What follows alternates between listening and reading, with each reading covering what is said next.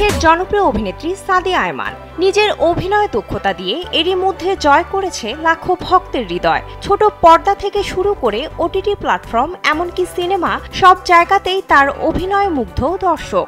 সম্প্রতি কালবেলাকে দেওয়া একান্ত সাক্ষাৎকারে সাদিয়া আয়মান বলেন, দর্শকরা তাকে বাংলাদেশের আলিয়া ভাট সম্বোধন করেন, যা ঝড় তুলেছে নেট দুনিয়ায়। সাদিয়া আয়মান কালবেলার সাপ্তাহিক অনুষ্ঠান তারাবেলায় অতিথি হয়ে এসে সদ্য মুক্তি পাওয়া তার উৎসব সিনেমার ব্যাপক সফলতা, নিজের ব্যক্তিগত জীবন ও কাজের বিষয় নিয়ে কথা বলেন।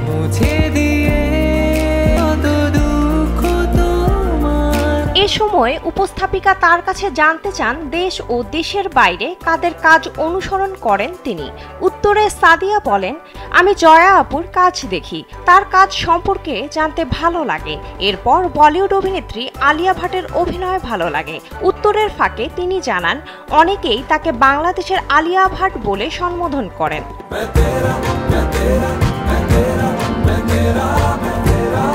এরপর বিষয়টি নিয়ে সাদিয়া বলেন, সম্প্রতি উৎসবের একটি শো দেখতে বসুন্ধরার স্টার সিনেপ্লেক্সে গিয়েছিলাম। সেখানে দর্শক আমাকে দেখে মন্তব্য করেন, আমাদের বাংলাদেশের আলিয়া ভাট এসেছে।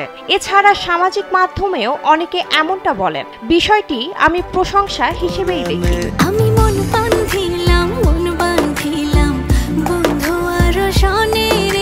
এবারের ঈদে নির্মাতা তানিম নূরের পরিচালনায় উৎসব সিনেমার মাধ্যমে বড় পর্দায় অভিষেক হয় সাদিয়া আয়মানের। তার অভিনয় দর্শক মহলে ব্যাপক প্রশংসাও কুড়িয়েছে। সিনেমায় সাদিয়া ছাড়াও অভিনয় করেছেন জাহিদ হাসান, চঞ্চল চৌধুরী, জয়া আহসান, অপি করিম, সৌম্য জ্যোতি সহ এক ঝাঁক তারকা। বিনোদন ডেস্ক, কালবেলা।